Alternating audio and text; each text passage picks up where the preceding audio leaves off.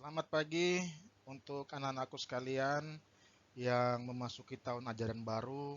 Selamat berjumpa kembali dengan Bapak di sini. Tentunya di hari pertama kita untuk mengikuti pelajaran sejarah minat khusus untuk kelas 11. Apa kabar anak-anakku semua? Semoga tetap dalam lindungan Tuhan yang Maha Kuasa dan juga dalam keadaan yang sehat-sehat serta mudah-mudahan aktivitasnya tidak terhalangi oleh satu apapun juga. Dan tentunya di kesempatan pagi hari ini Bapak dengan senang sekali walaupun lewat media daring Bapak akan membawakan satu materi tentang kerajaan-kerajaan maritim di Indonesia, tentunya di bab pertama untuk kelas 11 IPS, tentunya di mata pelajaran sejarah minat. Sebelum kita masuk ke topik utama dalam pembelajaran kita di kesempatan pagi hari ini, baiknya dulu kita akan melihat tujuan pembelajaran dari bab ini, yaitu pertama untuk menganalisis kehidupan di kerajaan-kerajaan maritim Indonesia pada masa Hindu, Buddha, dan Islam. Jadi di kelas 10 terdahulu kalian juga sudah mempelajari tentang kerajaan-kerajaan Islam ya, secara umum di Indonesia serta kerajaan-kerajaan Hindu. Nah, khusus untuk di kelas 11 sekarang untuk pembelajaran sejarah minat, kita akan lebih secara spesifik berbicara tentang kerajaan-kerajaan maritim Indonesia pada masa kejayaan Hindu, Buddha, dan Islam.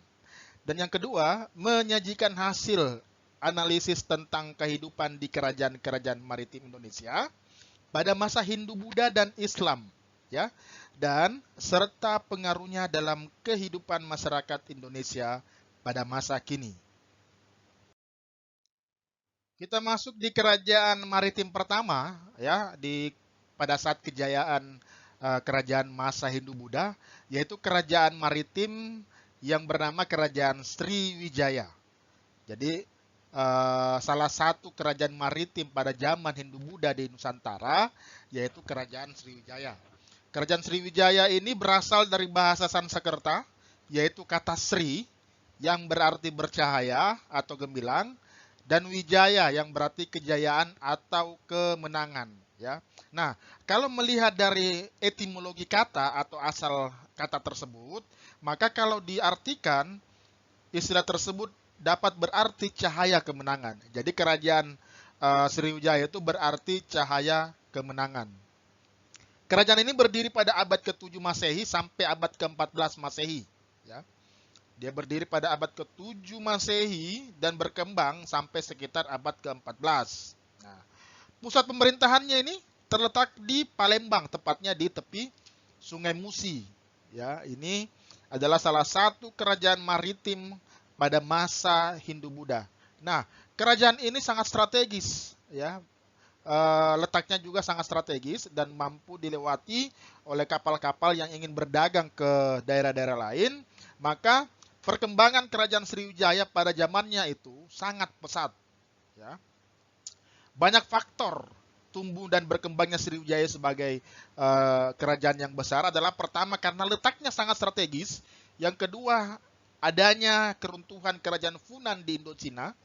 Sriwijaya dan juga Sriwijaya memiliki angkatan laut yang kuat serta kekayaan alam Sriwijaya yang begitu melimpah. Kerajaan berikutnya yang terkenal karena kerajaan maritim pada zaman Hindu Buddha yaitu disebut dengan Kerajaan Majapahit. Ya, Kerajaan Majapahit ini merupakan kerajaan agraris yang mengembangkan kemaritimannya secara luas di Nusantara. Nah, kerajaan ini didirikan oleh Raden Wijaya pada tahun 1293 dan juga kerajaan ini mencapai puncaknya ketika pada masa pemerintahan Hayam Wuruk dan Mahapati Gajah Mada. Ya. Menurut sejarah, Mahapati Gajah Mada ini adalah merupakan salah satu tokoh yang luar biasa yang mencetuskan tentang Sumpah Palapa, ya, yang itu merupakan cikal bakal adanya apa namanya salah satu yang kita sebut atau kita kenal dengan Pancasila. Ya, itu adalah cikal bakalnya dari bibit bibit-bibit tumbuhnya Pancasila adalah mulai dari Sumpah Palapa. Nah, Kerajaan Majapahit ini selalu mengembangkan pertanian dengan sistem pengairan yang baik, ya, dengan membangun irigasi waduk dan juga kanal-kanal untuk mencegah terjadinya banjir. Kenapa Kerajaan Sriwijaya disebut sebagai salah satu kerajaan maritim di Nusantara? Ya, karena berdasarkan Kitab Negara Kertagama, diketahui bahwa struktur masyarakat Majapahit itu berbeda-beda, ya, dan juga mempunyai lapisan-lapisan. Nah, salah satu lapisannya dikenal dengan Kesatria, Brahmana, Waisya, dan Sudra. Nah, kerajaan Majapahit ini begitu besar pada saat itu, juga merupakan kerajaan yang mampu menaklukkan kerajaan-kerajaan kecil yang berada di sekitarnya. Nah, kerajaan ini juga merupakan salah satu kerajaan yang paling besar pada zamannya ketika itu. Ya, jadi untuk kerajaan maritim di Nusantara pada zaman Hindu-Buddha hanya dua, yaitu Kerajaan Sriwijaya dan juga Kerajaan Majapahit. Ya, itu tadi dua kerajaan maritim di Nusantara pada zaman Hindu-Buddha ya, yaitu yang pertama tadi Kerajaan Sriwijaya dan yang kedua Kerajaan Majapahit. Bapak tidak mengulas terlalu banyak karena pembelajaran ini sudah kita dapatkan pada kelas 10 terdahulu, di mana kalian sama-sama sudah membuatkan persentase mengenai kerajaan-kerajaan Hindu-Buddha pada zamannya, ya. Nah, untuk kerajaan Sriwijaya dan Majapahit ini merupakan kerajaan maritim pada zaman Hindu-Buddha. Nanti di pertemuan berikutnya kita akan melihat kerajaan-kerajaan maritim pada zaman Islam, ya, atau kerajaan Islam di Nusantara. Baik, sebelum Bapak mengakhiri pertemuan kita melalui media daring ini, Bapak ingin memberikan atau meninggalkan sebuah tugas untuk kalian dan harap dikumpulkan pada hari ini juga. Ya, di halaman 11 di buku cetak, kalian harus kerjakan latihan 1.1. Hanya di bagian A saja.